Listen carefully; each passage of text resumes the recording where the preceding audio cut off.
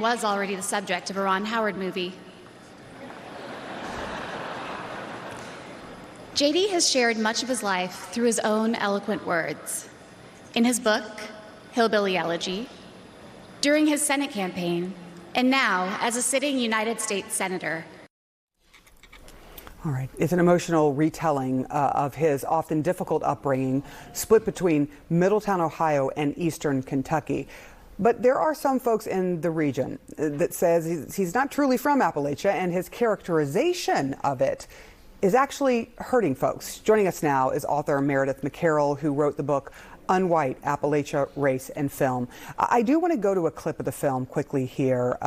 This is Hillbilly Elegy, based, of course, on his best-selling book, telling the story of his upbringing and a mother who was addicted to drugs, a child that was raised mostly by his grandmother, and the struggles of poverty in this country. Listen.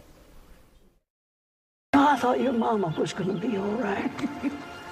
Be happy. I know I could have done better. But you got to decide, you want to be somebody or not.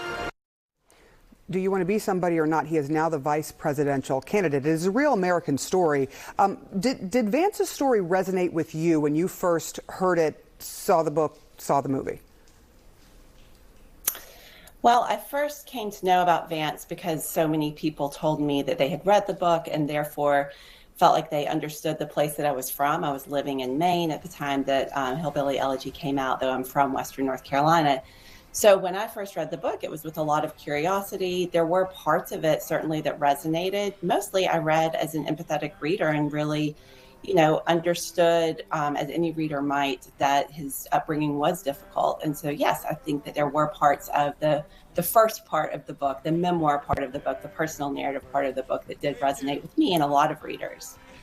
What do you think was misrepresented about people who live in Appalachia when you sort of went through it? Because you said at the beginning of the book, it resonated. It was his story. It was him telling it from a personal perspective. And it's very impactful to anyone who grew up with no means. Sure. I think that what happened for me and for a lot of readers was this shift that happens from first person singular, where he's, when he's telling the story about, I did this, this happened to me. Sure, I can follow that. I can read that, like I said, with a lot of empathy. But he does something in the book that frankly doesn't really get captured in the film because a book is an easier format for this than a film.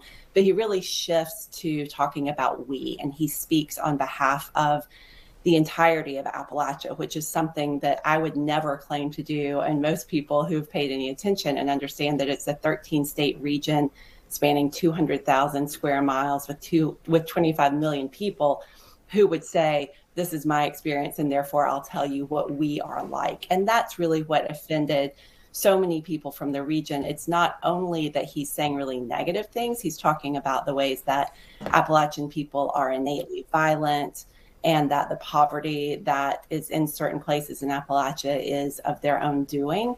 He's making a claim about a huge region, and that's, even if he was saying romantic things about it, I think that would be problematic and was problematic to me.